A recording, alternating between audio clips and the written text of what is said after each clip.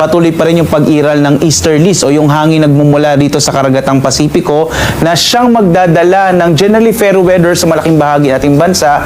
Pero itong bahagi ng Caraga at ng Southern Leyte, inaasahan natin na magkakaroon ng maulap na kalangitan, na may mga pag-ulan or mas malaking tsansa ng kalat-kalat ng mga pag-ulan, pagkilat pagkulog sa araw na ito. Ito ding silangang bahagi ng bansa ay mas malaki yung tsansa makaranas ng mga pagkidlat pagkulog. Sa ngayon, hindi umiiral yung northeast monsoon o amihan. Bagamat inaasahan natin, base sa ating mga pinakahuling datos, na bandang weekend or early next week ay muling babalik yung bugso ng hanging amihan. Samantala, wala pa rin tayong namomonitor na anong mga low pressure area at malit pa yung chance na magkaroon tayo ng bagyo sa loob ng Philippine Area of Responsibility hanggang sa pagtatapos ng linggong ito. Ang hanging amihan ay maaari nating maranasan hanggang mga second o third week ng March. Kadalasan, base sa mga datos din natin, natatapos yung